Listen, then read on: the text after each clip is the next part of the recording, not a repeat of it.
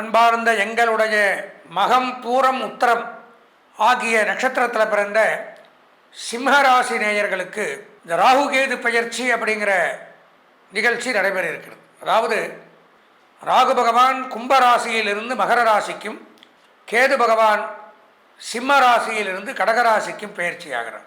இது ராகுகேது பயிற்சி 1.5 வருஷத்துக்கு இதில் தான் இருப்பாங்க. இதுதான் அவங்களுக்கு சொந்த வீடு. சிம்ம ராசி உங்களுக்கு இவ்வளோ நாளாக கேது பகவான் உங்கள் ராசியிலிருந்து படாத பாடுபடுத்தினார். இப்போ உங்கள் ராசியை விட்டு விலகிறார். அப்போது இந்த ராகுகேது பயிற்சி இன்னும் 1.5 வருஷத்துக்கு இந்த சிம்ம ராசிக்கு என்ன நன்மை தீமைகளைத்தான் செய்ய போகிறது, என்ன பண்ணணும், என்ன பரிகாரங்கள் பண்ணணும், எப்படி இருக்குது அப்படிங்கிறதெல்லாம் இந்த 18 சித்தர்களில் ஒருவரான புலிப்பாணி சித்தர் அப்படிங்கிறவர் பல 1000 ஆண்டுகளுக்கு முன்பாகவே எழுதி வைத்த அரிச்சுவடி நூல்கள் மூலமாக எடுத்து கணித்து சொல்லப்பட்டது தான் இந்த பலாபலங்கள். நான் சொல்லக்கூடியதில்லை, நன்மைகளும் இருக்கலாம், தீமைகளும் இருக்கலாம். இதில் என்ன இருக்கோ அதை ஏற்றுண்டு அதுக்கு என்ன பரிகாரங்கள் பண்ணணுமோ அதை பண்ணணும். அதாவது சிம்மராசியை பொறுத்த வரைக்கும் ராகு பகவான் 6ஆம் இடத்திற்கு வரார். இவ்வளோ நாளாக 7ஆம் இடத்துல கணவன் மனைவி ஸ்தானத்தில் கலத்திரஸ்தானத்தில் இருந்து திருமண தடைகளையும் திருமண வாழ்க்கையில் பிரச்சனைகளையும் கொடுத்து வந்த ராகு பகவான் இன்னும் 1.5 வருஷத்துக்குள்ளே உங்களுக்கு கண்டிப்பாக கல்யாண பாக்கியத்தை கொடுக்க போகிறார், அல்லது பிரிஞ்சிருந்தாலும் சேர்த்து வைக்க போகிறார். 6ல் ராகு வருவது நன்மை. என்ன சொல்கிறார்? எடுத்தோடனே சுகம் உண்டாகும்ட்டார். ராகுவினால் நன்மைகள் அதிகரிக்குது, தைரியம் பிறக்கும், புதிய தைரியம் உண்டாகுது. யாருக்கு? சிம்மராசிக்கு. ராகு பயிற்சியினால் கூர்மையான புத்தி ஏற்படும். இவ்வளோ நாளாக ஏதோ பண்ணோம், ஏதோ யோசித்தோம், 10 பேர் சொன்னதை கேட்டு செஞ்சோம், அதில் பாதி தோல்வி அடைஞ்சிருப்போம், பாதி வெற்றி பெற்றிருப்போம். இப்போ அப்படிலாம் இல்லை. ஒரே திங்கிங், ஒரே செயல், ஒரே ரிசல்ட், குட். எண்ணியபடி நடக்கிறது. பிளான் போட்டால், ஸ்கெட்ச் போட்டால் கரெக்டாக காரியத்தை முடிக்கிறது. அதான் கூர்மையான புத்தி. அந்த மாதிரி அமைப்புகள் ஏற்படும் இந்த காலகட்டத்தில். மிக்க பராக்கிரமம். நமக்கே தெரியாது நம்மளுடைய பராக்கிரமம்னா என்ன, நம்மளுடைய திறமைகள் நமக்குள்ளே இத்தனை ஒளிஞ்சிருக்கா, நாமளாக இதை பண்ணணும், அதுக்கு தான் நம்மக்கிட்ட திறமை இருக்கும், நமக்கே தெரியாது. நேரங்காலங்கள் வரும்பொழுது தான் அந்த திறமையை வெளிப்படுத்த முடியும். கிரிக்கெட்டில் 11 பேர் விளையாடினாலும் 11 பேரும் சாதிக்கிறதில்ல. நல்லா தெரிஞ்சுக்கு. எல்லாருக்கும் பேட் பண்ணவும் தெரியும், பவுல் பண்ணவும் தெரியும், ஃபீல்ட் பண்ணவும் தெரியும். குறிப்பிட்ட சில நபர் தானே ஒவ்வொரு மேட்ச்லேயும் தன்னுடைய பராக்கிரகத்தை காமிக்க முடியுது. இப்போது நான் பேர் சொல்லி ஸ்பெசிஃபிக்காக சொல்லக்கூடாது, உதாரணத்துக்கு சொல்கிறேன். இப்போது எல்லாருக்கிட்டையும் திறமை இருக்கும், ஆனால் எல்லா மேட்ச்லேயும் எல்லோரும் ஈடுபடுறதில்லை. அதே மாதிரி தான் நாமளும் நம்மக்கிட்ட ஒளிந்திருக்கக்கூடிய திறமைகளை வெளிப்படுத்தக்கூடியதற்கு நேரங்காலங்கள் ஒத்துழைக்கணும். இதே கடந்த 1.5 வருஷமும் இதே திறமை தான் இருக்கும், இதே தான் படிச்சிருப்பீங்க, அதே அறிவு தான் இருக்கும். 1.5 வருஷத்தில் ஒன்றும் பெரிய மாற்றங்கள் இல்லை. ஆனால் அந்த நேரங்காலம் ராகு பகவான் 6ஆம் இடத்திற்கு வரும்பொழுது மட்டும்தான் தன்னுடைய பராக்கிரமத்தை வெளியில் காமிக்க முடியுது, உங்களுடைய திறமைகளை வெளிப்படுத்த முடியுது. அப்பேற்பட்ட ஒரு காலம். எதிரிகளுக்கு துன்பம் அதிகரிக்கும். உங்களுடைய எனிமீஸ் அழிந்து போவார்கள். நீங்கள் வீணாக போகட்டுன்னு நினச்சவன் எவ்வளோ நாளாக அவன் பலம் வாய்ந்தவனாக இருந்தான், அவன் உங்களை வச்சு செஞ்சான். இப்போ நீங்கள் ஒன்றுமே பண்ணலைனாலும் தானாக அழிஞ்சு போவான். அந்த மாதிரி அமைப்புகள். எப்பொழுதும் சுகம் உண்டாகும். பூமி தன லாபம் ஏற்படும். புதிய பூமி வாங்கலாம், வீடு வாங்கலாம், மனை வாங்கலாம், இடம் வாங்கலாம், வீடு கட்டலாம். கட்டிய வீட்டை வாங்கி கிரகப்பிரவேசம் பண்ணுறது, கால்நடைகள் வாங்கிறது. அதே மாதிரி பார்த்தீங்கன்னா ரியல் எஸ்டேட், புரோக்கேஜ், உணவு, சுகாதாரம், மருத்துவம், காவல்துறை, இராணுவம், சினிமா, பத்திரிகை, பிரஸ், மீடியா, விளையாட்டுத்துறையில் இருக்கக்கூடிய சிம்மராசினியர்கள் சாதிக்கலாம். மிகச்சிறப்பு. மகிழ்ச்சி உண்டாகும். நோய் அகலும். இருந்து வந்த நோய் அகலும். கடன், வழக்கு, பகை இருந்த இடம் தெரியாமல் மறைந்துவிடும். கடனாக இருக்கட்டும், ஒரு வழக்கு நடந்துட்டுருக்கு, நம்ம மேலே பிரச்சனை இருக்குது, பகை இருந்த இடம் தெரியாமல் விலகுது. வருவாய் அதிகரிக்குது.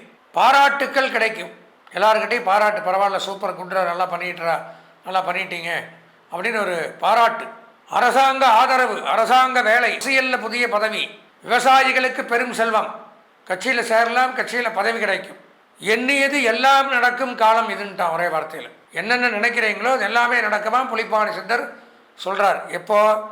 6ஆம் இடத்துல ராகு வர்றதுனால. வாங்க அடுத்தது கேது பகவான் 12ஆம் இடத்துக்கு வரார். கேது பயிற்சி எப்படி இருக்குது சிம்மராசிக்கு? உறவினர்களால் தொல்லை ஏற்படும். உங்கள் சொந்த பந்தங்களால் தொல்லை அதிகரிக்குமா? உறவினர்கள் வேணும்னே பிரச்சனை பண்ணுவாங்களாம். நீங்கள் ஒதுங்கி போனாலும் தானாக தொல்லை தர்றது. புதிய வழக்கு ஒன்றினால் பிரச்சனை, புதுசாக ஒரு வழக்கு ஏற்படும். வீண் அலைச்சல், தேவையில்லாத அலைச்சல் கேது பண்ணுறார். இதெல்லாம் ராகு சூப்பராக நல்லது பண்ணார். கேது பாருங்க என்ன பண்ணுறாரு, வீண் அலைச்சல். வேலைக்கு உணவு கிடையாது, வேலைக்கு தூக்கம் கிடையாது, நேரத்துக்கு சாப்பிட முடியாது, தூங்க முடியாது, அலைச்சல். அந்த மாதிரி அமைப்பு. 12ல் கேது. நோயினால் வேதனை, உடல் நலத்தில் நோய் உண்டாகும். கெட்ட பெயர் வேறு வந்துருமா, நடுவில் பிளேம்ஸ் இதெல்லாம் ஏற்படும். பணத்தட்டுப்பாடு, தொழிலில் நஷ்டம், அதே சமயம் சுப செலவுகள் ஏற்படலாம். வீட்டில் திருமணம், நல்ல நல்ல நிகழ்ச்சிகள்லாம் சுப செலவுகளை நடத்துவாராம். நண்பர்கள் உதவுவார்கள். கணவன் மனைவி உறவு மேம்படும். கணவன் மனைவிக்குள்ள அந்யோன்யங்கள் பிறக்கும். பிரிந்த தம்பதிகள் ஒன்று சேருவார்கள். பொதுவாக சிம்மராசி அப்படின்னு எடுத்தால் ராகு கேது பயிற்சியில் ஒரு 60% நன்மைகள் அப்படின்னு சொல்லலாம். ராகு சூப்பர், கேது கெடுதல். இப்போ என்ன பண்ணணும்? இந்த ரெண்டுமே நமக்கு நல்லது பண்ணுமா, இல்லை ஏதாவது பண்ணிக்கணுமா, இதுக்கு என்ன பிரச்சனை உண்டாகுங்கிறத இது பொதுப்பலனாக சொல்லிட்டேன். இப்போ இதை முழுமையாக தெரிஞ்சுக்கணும். நமக்கு இப்படித்தான் இருக்கும், நான் சிம்மராசி தான்னா உங்கள் சொந்த ஜாதகத்தை பார்க்கணும். அதில் தசாபுத்தி, ராகு திசையே கேது திசையே நடக்குதா, இந்த ராகு கேதுக்கள் எங்கே இருக்காங்க, அவங்க நல்லது பண்ணுறாங்களா கெட்டது பண்ணுறாங்களா, ஏன்னா இதில் ராகு நல்லா இருக்கார், கேது கெடுதல். இப்போ சொந்த ஜாதகத்தில் ரெண்டுமே கெடுதலாக இருந்தால் எந்த நன்மையும் நடக்காது. அதுக்கு தான் சொந்த ஜாதகத்தை பார்க்கணும்னு சொல்கிறேன். அதனால் சொந்த ஜாதகத்தை ஒரு முறை பார்த்தும், இந்த ஆண்டு அதிர்ஷ்டமான வண்ணம் சிவப்பு, அனுகூலமான திசை தென்கிழக்கு, அதிர்ஷ்டமான எண் 3, சிவபெருமானை வழிபட்டும் சொந்த ஜாதகத்தை பார்த்தும் இந்த ராகுகேது பயிற்சியின் மூலமாக நன்மைகளை அடைய இறைவனை பிரார்த்தித்து ஆசீர்வதித்து விடைபெறுகிறேன். பொதுவாக நான் முதல்ல சொல்கிற மாதிரி ஒவ்வொரு கிரகமும் பயிற்சி ஆகும். 9 கிரகமும் நமக்கெல்லாம் அப்படி சொந்த வீடு இருக்கோ, நவகிரகங்களுக்கு வீடுன்னு சொல்லக்கூடியது இந்த 12 ராசிகள். அந்த அவங்கவுங்க ராசியில் அவங்கவுங்க வீட்லேயே அந்த கிரகங்கள் இருக்குன்னு சொல்ல முடியாது.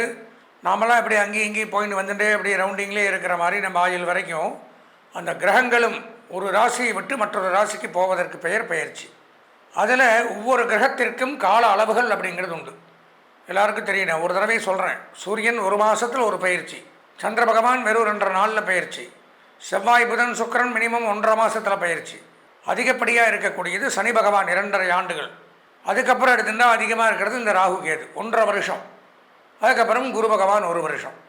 அப்போது இந்த 1.5 வருஷம் முடிஞ்சு ஒரு ராசியை விட்டு அடுத்த ராசிக்கு போகிறது அப்படிங்கிறது வழக்கம். ஆனால் இந்த ராகு கேது மட்டும் என்ன பண்ணுவாங்கன்னா அப்படியே ஆன்டி கிளாக் வைஸ் பின்னாடி பயிற்சி ஆவாங்க. 7ன்னா 8க்கு போக மாட்டாங்க, 7ன்னா 6க்கு வந்துடுவாங்க. அப்படியே ரிவேர்ஸில் வர்றது தான். அதனால தான் இந்த நவகிரகங்களை பிரதட்சணம் பண்ணி நமஸ்காரம் பண்ணும் பொழுது 7 பிரதட்சணங்கள் வளமாகவும் கடைசி 2 பிரதட்சணங்கள் வளம் இல்லாமல் அப்பிரதட்சிணம்னு சொல்லுவாங்க. ஆன்டி கிளாக் வைஸாக வரக்கூடியது இந்த ராகு கேதுகளுக்கு. அப்போ தான் அது அவங்களுக்கு பிரதட்சணத்தை குறிக்கும் அப்படின்னு. பொதுவாக இந்த ராகு கேது அப்படிங்கிறது முதல்ல நவகிரகத்திலேயே கிடையாது. பின்னாடி இந்த சிவபெருமான் பார்க்கடலை கிடைகிறாரு. எதுக்கு கிடைகிறார்? அதாவது மந்திரகிரி அப்படிங்கிற மலையை மற்ற மாதிரி திருப்பி கூர்மையாக வச்சுக்கிறார். ஆதிசேஷன் அப்படிங்கிற பாம்பை வந்து நாணல் மாதிரி வச்சு பார்க்கடலை கடையும் பொழுது முதல்ல வரக்கூடியது அப்படிங்கிறது ஆலகால விஷம்.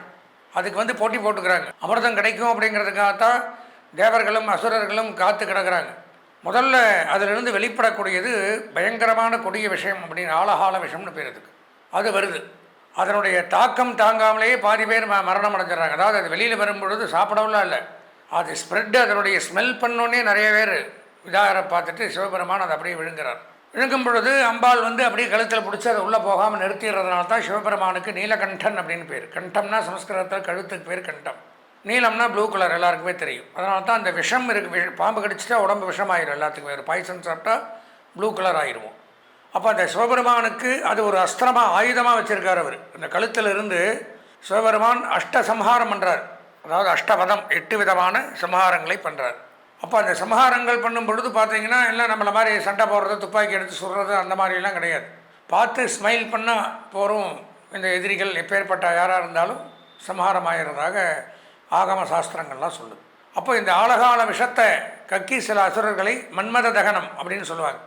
மன்மதன் அப்படிங்கிறவன் தான் உலகத்திலே அழகான ஆம்பளை, நல்லா தெரிஞ்சுக்கணும். அவன் என்ன பண்ணுறான், ஒரு சமயம் பார்வதி தேவி மேலே பிரியம் கொண்டுடுறான்.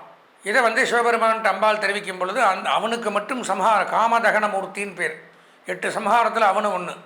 திருக்குறுக்கை அப்படின்னு ஒரு ஊர் இருக்குது கும்பகோணத்துக்கிட்ட, அந்த இடத்துல நடந்திருக்கு காமதகனமூர்த்தி. இந்த மாதிரி 8 ஊர் பிரம்மா சிரஸ் எடுத்தது, திருக்கண்டியூர், இந்த மாதிரி திரிபுர சம்ஹாரமூர்த்தி, திரிபுவனம்னு ஒரு ஊர், இந்த மாதிரி நிறையா உண்டு. அது எதுக்காக இதை சொல்ல வரேன்னா, இந்த ஆலகால விஷத்தை பயன்படுத்தி அதை சிரித்தோடனே அந்த தொண்டையில் இருக்கிற விஷமாகப்பட்டது ஸ்ப்ரெட் ஆகி பூரா அந்த ஆப்போசிட்டில் இருக்கக்கூடிய சத்ருக்களை சம்ஹாரம் பண்ணிடும். அப்போ அந்த டைமில் இந்த பார்க்கடலை கடையும் பொழுது தேவர்களோடு தேவர்களாக இந்த ராகு கேதுவும் அசுர குலத்தை சார்ந்தவர்கள் உட்கார்ந்துருக்காங்க. இதை வந்து சந்திர பகவான் கண்டுபிடிச்சிட்றார். கண்டுபிடிச்சி சிவபெருமான்கிட்ட சொல்லும் பொழுது, சரி இவனுக்கு வந்து தனியாக ஒரு உருவத்தை கொடுக்கணும், பார்த்தா தெரிகிற மாதிரி ஈஸியாக அடையாளம் எங்கே ஒழிஞ்சாலும் தெரிகிற மாதிரி அடையாளத்தை கொடுக்கணும் அப்படிங்கிற காரணத்தினால ராகு பகவானுக்கு பாம்பு சரீரமும் உடல் பாம்பு மாதிரி இருக்கும். ராகுவுக்கு நல்லா தெரிஞ்சுக்கணும். கேது பகவானுக்கு சிரசு பாம்பு மாதிரி இருக்கும். இந்த விஷத்தை இது பண்ணுறதுனால அவனுக்கு சர்ப்ப சரீரம், சர்ப்ப தேகம், சர்ப்ப சிரசு. கேதுக்கு பாம்பு தலையும் ராகுவுக்கு பாம்பு உடலையும் கொடுத்து நவகிரகத்தோடு நீங்கள் சேர்ந்து உட்கார்ந்ததுனால 8வது 9வது கிரகமாக ஆன்டி கிளாக் வைஸாக நீங்களும் இருங்க. இந்த ராகு கேது அப்படின்னு எடுத்துனோம்னால் முழுமையாக இவாளுடைய ஒரு வேலை என்ன அப்படின்னு பார்த்தால் ராகு திசை அப்படிங்கிறது 18 வருஷம், கேது திசை 7 வருஷம். இவங்க 2 பேருமே நன்மைகளை செய்வார்களான்னு பார்த்தால் அதாவது 99% கெடுதல் தான், 1% நன்மை. ராகுவை போல் கொடுப்பார் இல்லை, கேதுவை போல் கெடுப்பார் இல்லைன்னு ஒரு வாக்கியம் உண்டு. ஏது திசை வந்தாலும் கேது திசை வரக்கூடாதுங்கிற வாக்கியம் உண்டு. ஒருத்தனை கேது திசை வந்துருச்சு, கேது புத்தி நடக்குது, கேது ஜாதகத்தில் சரியில்லைன்னா அவன் ரொம்ப எப்பேற்பட்ட ஆளாக இருந்தாலும் மரியாதை குறைவு, அவமானங்கள், அவன் பெரிய படிப்பாளியாக இருக்கட்டும், பெரிய பணக்காரனாக இருக்கட்டும், அப்படியே டவுன் ஆகி அந்த இடத்துல கீழே வந்துடுவோம். அதே மாதிரி ராகுவும் அப்படி தான். 18 வருஷத்தில் இந்த ராகு திசையில் கேது புத்தி நடக்கிறது. இந்த மாதிரி சில தசாபுத்திகள் காலகட்டத்தில் எல்லாம் பயங்கரமாக உடல்நலக் கோளாறுகள், அதே சமயம் அந்த கேன்சர் அந்த மாதிரி நோய்களை கொடுக்கறது, நரம்பு கோளாறுகள், இரத்த சம்பந்தமான நோய்களை கொடுக்கறது, இதெல்லாம் ராகுவனுடைய வேலை. அதே சமயம் கேது மோட்சத்தை கொடுக்கக்கூடியவர். கேது 12ஆம் இடத்துல ஒருத்தனுடைய கட்டத்தில் இருந்தால் மோட்சமும் கிடைக்கும். ஞானம், அறிவு, ஆன்மீக நாட்டங்கள், இறை வழிபாடு, இதுக்கெல்லாம் கேது அதிபதி. வெளிநாடு போகணும், அந்நிய தேசம் கடல் கடந்து பயணம் பண்ணணும்னா அதுக்கும் ராகு கேது தான். அப்போ சில நன்மைகளையும் தருவார்கள், சில கெடுதலையும், அதிக கெடுதல்களையும் சில நன்மைகளையும் தரக்கூடிய கிரகங்கள் தான் இந்த ராகு கேது. ஏன்னா சாயா கிரகம், நிழல் கிரகம். நான் சொன்ன மாதிரி தனக்குன்னு சொந்த வீடு கிடையாது. இப்போது மற்ற கிரகங்கள்லாம் எடுத்தோம்னா சொந்த வீடு உண்டு. வீடுன்னா என்ன? ராசி தான் வீடு. சூரியனுக்கு சிம்ம ராசி சொந்த வீடு, சந்திரனுக்கு கடகராசி சொந்த வீடு, செவ்வாய்க்கு மேஷம் விருச்சிகம் சொந்த வீடு, புதனுக்கு மிதுனம் கன்னி சொந்த வீடு, சுக்கிரனுக்கு ரிஷபம் துலாம் சொந்த வீடு, சனிக்கு மகரம் கும்பம். முடிஞ்சு போச்சு. சூரியன் சந்திரன் ஒரு வீடு, மீதி இருக்கிற 5 கிரகத்துக்கு 2 வீடு, 2 10, அது 11 12 சரியாக போச்சு. இப்போ ராகுகேதுகளுக்கு வீடுன்னா இப்போ பெயர்ச்சியாகி எந்த வீட்டுக்கு வராங்களோ, எந்த ராசிக்கு பெயர்ச்சியாகி வராங்களோ அது அவங்களுக்கு சொந்த வீடாக விளங்குது. அப்பேற்பட்ட இந்த ராகுகேது பெயர்ச்சி அப்படிங்கிறது 1.5 ஆண்டுகள் கழித்து வருகின்ற மங்களகரமான பராபவ வருஷம் ஐப்பசி மாதம் 27ஆம் நாள் 31/11/2026 வர நவம்பர் மாதம் 31ஆம் தேதி வெள்ளிக்கிழமை அன்னைக்கு சாயந்தரம் 5 மணிக்கு 14 நிமிடத்திற்கு ராகு பகவான் கும்பராசியிலிருந்து மகர ராசிக்கும், அப்படி பேக் சைட், கேது பகவான் சிம்ம ராசியிலிருந்து கடகராசிக்கும் பயிற்சியாகிறார். அப்போது அந்த 1.5 வருஷத்திற்கு ராகுக்கு மகரம்தான் வீடு, கேதுக்கு கடகம்தான் வீடு. அப்போ அங்கே இருக்கிற தரவாயில் மற்ற 12 ராசிகளுக்குமே என்னென்ன நன்மை தீமைகளை பொதுவாக ஒன்று எடுத்துக்கணும். ஜோதிட சாஸ்திர பிரகாரம் ராகு நன்மையை செய்தால் கேது கெடுதலை செய்வார், கேது நன்மையை செய்தால் ராகு கெடுதலை செய்வார். ஒன்று ஆப்போசிட், ஒன்று ப்ளஸ், அப்படி தான் இருக்கும். இப்போது இந்த 2026 பயிற்சி ஆச்சுன்னா மறுபடியும் 2028 தான் வரும். அப்பேற்பட்ட இந்த பயிற்சியின் மூலமாக என்னென்ன ராசிகள் எப்படி இருக்கணும், என்ன நன்மைகள் செய்யணும், இது போக ஏன் இதை சொல்கிறேன்னா, இந்த ராகு கேது பயிற்சியில் ஒன்று நல்லது, ஒன்று கெட்டது. கண்டிப்பாக இப்போ கெட்டது பண்ணுச்சுன்னா நல்லதை அடக்கிடும். எப்போவுமே கெட்டவனுக்கு தான் பலம் ஜாஸ்தி. கெட்டவன் சீக்கிரம் ஒரு காரியத்தை முடித்தவன், நல்லவன் எல்லாம் முடிஞ்சதுக்கப்புறம் லேட்டாக தான் வருவான், புரிஞ்சுக்குங்க. அப்போ நம்ம சொந்த ஜாதகத்தில் ராகு கேது எப்படி இருக்குது அப்படிங்கிறத முதல்ல தெரிஞ்சுக்கணும். அதில் அனுகூலம் இல்லைன்னால் இதில் நல்லது பண்ணாலும் அங்கே எடுபடாது. பாத்திரம் அறிந்து பிச்சை போடுங்கிறான். பிச்சை போட்டால் அந்த பாத்திரம் ஓட்டையாக இல்லாமல் இருந்தால் தானே போட முடியும். உங்கள் ஜாதகத்தில் ராகு கேது வீக்கு, இங்கே சூப்பராக இருக்குன்னா அங்கே ஒன்றும் பிரயோஜனமே இல்லை, டம்மி. அப்போது இந்த ராகுகேது பெயர்ச்சி பொதுவான பலன்கள் 12 ராசிகளுக்கும் ஒரு புறம் இருந்தாலும் நம்மளுடைய சொந்த ஜாதகத்தில் இந்த ராகுகேது 1.5 வருஷத்துக்கு அனுகூலமாக இருக்கா, ராகு திசை நடக்குதா, கேது திசை நடக்குதா, கேது திசையில் ராகு புத்தி நடக்குதா, ராகு திசையில் கேது புத்தி நடக்குதா, இதெல்லாம் தெரியுமா? இப்படி எல்லாம் ஒரு கணக்குகள் உண்டு. இதில் ஏதாவது பிரச்சனைகளோ இருந்தால் சொந்த ஜாதகத்தில் ராகு இருக்கக்கூடாத இடத்துலையும் கேது இருக்கக்கூடாத இடத்துலையும் இருந்தாலும் பல தொல்லைகளை அனுபவிக்கிறேன். ஏன்னா நான் முதல்ல சொன்னேன், மற்ற 7 கிரகங்கள் மாதிரி இவங்க 2 பேரும் கிடையாது. இவங்க 2 பேரும் பயங்கரமாக ஒரு கெடுதலை பண்ணக்கூடிய கிரகங்கள் தான். அது முதல்ல எடுத்துக்கணும். ஏன்னா 2 பேரும் விஷம், பாம்பு. ராகு காலங்கிற அந்த டைமில் என்ன நல்லது பண்ணுறீங்க? 9 10 ராகு காலம், 10 12 யமகண்டம். யமகண்டம் கேது குறிக்குது, ராகு காலம் ராகு குறிக்குது. அப்போ எதுவுமே பண்ணுறதில்ல. அப்போ 2 பேருமே நல்லது பண்ண மாட்டாங்க.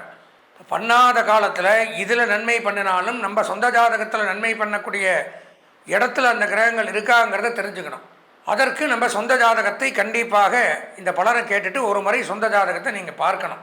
அதுக்கு ஒன்றும் பண்ண வேண்டாம். என்னுடைய அலைபேசி எண் இதிலேயே வரும். அதாவது 9865098370 9865098370 இந்த எண்ணிற்கு தாராளமாக தொடர்பு கொண்டு உங்கள் சொந்த ஜாதகத்தையும் பார்த்து இதில் வரக்கூடிய பலாபலன்களையும் தெரிந்து கொண்டு, இப்போ நான் சொல்லக்கூடிய பலாபலன்கள் அப்படின்னா இதெல்லாம் பல நூற்றாண்டுகள் 1000 ஆண்டுகளுக்கு முன்னாடி புலிப்பாணி சித்தர், உங்களுக்கே தெரியும், ஒவ்வொரு பலனும் அதை வச்சு தான் சொல்கிறேன். 8 சித்தர்களில் ஒருவரான புலிப்பாணி சித்தர் அவர் ஜோதிட நூல்களில் அன்றைக்கே எழுதி வச்சுட்டு போனது தான் பாடல்களாக எடுத்து விளக்க முறையாக எடுத்து இதில் நல்லது இருக்கலாம் கெட்டது இருக்கலாம், என்னை கவுச்சுன்னு பிரயோஜனம் இல்லை.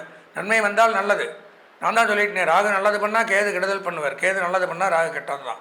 அப்போ அதுக்கு தான் நான் சொல்கிறது, சொந்த ஜாதகத்தை பார்த்தா அதில் 2 சூப்பராக இருந்ததுன்னு இதை பற்றி கவலைப்பட வேண்டாம். அதனால் இதனுடைய பலாபலன்கள் அப்படின்னு எடுத்துட்டால் 31/11/2026 அன்றைக்கி பயிற்சி ஆகிறாங்க. மேஷராசிக்கு ராகு 10ஆம் இடத்துக்கு வராரு, கேது 4ஆம் இடத்துக்கு வரார். ரிஷபராசிக்கு ராகு 9ஆம் இடத்திற்கும் கேது 3ஆம் இடத்திற்கும் வரார். மிதுன ராசிக்கு ராகு 8ஆம் இடத்திற்கு வரார், கேது 2ஆம் இடத்திற்கு வரார். கடகராசி அப்படின்னு எடுத்திருந்தால் ராகு 7ஆம் இடம், கேது ஜென்மத்துக்கே வரார், ராசிக்கே வரார். கேது வந்தாலும் கேது வரக்கூடாது, நல்லா தெரிஞ்சுக்கணும். சிம்ம ராசிக்கு ராகு 6ஆம் இடம், கேது 12ஆம் இடம். கன்னி ராசிக்கு ராகு 5ஆம் இடத்திற்கும் கேது 11ஆம் இடத்துக்கும் வராங்க. துலாம் ராசிக்கு ராகு 4ஆம் இடத்துக்கு வரார், கேது 10ஆம் இடத்துக்கு வரார். விருச்சிக ராசிக்கு ராகு 3ஆம் இடத்திற்கும் கேது 9ஆம் இடத்திற்கும் வரார். தனுசு ராசிக்கு ராகு 2ஆம் இடத்திற்கும் கேது 8ஆம் இடத்திற்கும் வரார். மகர ராசிக்கு ராகு ஜென்மத்திலும் கேது 7ஆம் இடத்துக்கும் வரார். விரிவான பலன்களை சொல்கிறேன், பொதுவாக இடத்தை மட்டும் சொல்கிறேன். கும்பராசிக்கு ராகு 12ஆம் இடத்திற்கும் கேது 6ஆம் இடத்திற்கும் வரார். மீனராசிக்கு ராகு 11ஆம் இடம் லாபஸ்தானத்திற்கும் கேது 5ஆம் இடம் பூர்வ புண்ணியஸ்தானத்திற்கும் வரார். இந்தந்த இடத்திற்கு வரும் பொழுது என்ன நன்மை தீமைகளை செய்ய போகிறார் அப்படிங்கிறது தான் இந்த பதிவில் நம்ம ஒவ்வொரு ராசி வாரியாக தனித்தனியாக பார்க்கிறோம். இதுவரை நாம் இந்த 2026ஆம் ஆண்டு பெயர்ச்சியான இந்த ராகுகேது பெயர்ச்சியினுடைய பலாபலன்களை விரிவாக கண்டோம். பொதுவாக எடுத்துனோம்னா நான் சொன்ன மாதிரி இந்த ராகுகேது பயிற்சி ஒரு கிரகங்கள் சில பேருக்கு நல்லது பண்ணது, ஒரு கிரகங்கள் சில பேருக்கு கெடுதல்களை பண்ணது. அதற்கு அதிதேவதைகள் உண்டு. அந்தந்த அதிதேவதைகளுடைய வழிபாடுகளையும் பூஜைகளையும் நாம் செய்து பரிகாரங்களையும் செய்து அதுக்கு என்ன பரிகாரம் பண்ணணும் அப்படின்னா நான் சொன்ன மாதிரி தான் சொந்த ஜாதகத்தையும் பார்த்து தசாபுத்தியும் மெயினாக தெரிஞ்சுக்கணும் நம்ம. ஏன்னா அந்த ராகுகேது தசை நடக்காமல் இருக்கணும். அதுபோக ராகுகேதுங்கிறவங்க நல்ல இடங்களில் இருக்கணும். இப்படி எல்லாம் ஒரு நன்மை அப்படிங்கிறது நம்ம ஜாதகத்துக்குள்ளே. இப்போ நான் சொன்ன பலன்கள் அப்படிங்கிறது பொதுவாக இப்போ கடகராசின்னு எடுத்தனால் கடகராசியில் இந்த நீங்கள் பார்க்குற நீங்கள் ஒருவர் மட்டும் கிடையாது, பல கோடி பேர் உலகத்தில் இருக்கலாம். இதெல்லாம் அவங்க எல்லாருக்கும் ஷேராக இருக்குது. நமக்குன்னு ஒரு இண்டிவிஜுவல் ஜாதகம் இருக்குது. அதில் நன்மைகளை தரக்கூடிய இடத்துல இந்த ராகுகேதுக்கள் இருந்துட்டால் நம்ம பயப்பட வேண்டும். ஏன்னா இந்த ராகுகேதுங்கிறவங்க தான் பல விஷயங்களை வாழ்க்கையில் நிர்ணயம் பண்ணக்கூடிய கிரகங்கள். படிப்பு, உத்தியோகம், தொழில், திருமணத்துக்கு ராகுகேது தோஷம் இருந்தால் திருமணம் பண்ண, காதல், வெளிநாடு போகிறது, இந்த மாதிரி பலவேறு கடன், இதுக்கு எல்லாத்துக்குமே நோய் நொடிகள், மருத்துவ செலவு, மருந்தில்லாத நோய்கள், இந்த மாதிரி முக்கியமான பொறுப்புகளுக்கெல்லாம் இவங்களுடைய தேவை. கெடுதல்களை தரக்கூடிய கிரகமாக இருந்தாலும் அவசியமான கிரகங்கள். அப்போ நாம் என்ன பண்ணணும் அப்படின்னா இந்த பலன்களை கேட்டும் உடனே நம்மளுடைய சொந்த ஜாதகத்தை பார்த்தும் ஏதாவது இந்த 1.5 வருஷத்துக்கு நமக்கு இடையூறுகள் ஏற்படக்கூடிய தருணங்கள் இருப்பின் அதற்குண்டான பரிகாரங்களை செய்து நிவர்த்தி பண்ணி கொண்டால் இந்த ராகுகேது பெயர்ச்சி நமக்கு நன்மையை தரும், கெடுதல்களை தராது என்பதை கூறி இந்த பதிவை கேட்ட அனைவருக்கும் நன்றியை தெரிவித்து விடைபெறுகின்றேன். வணக்கம்.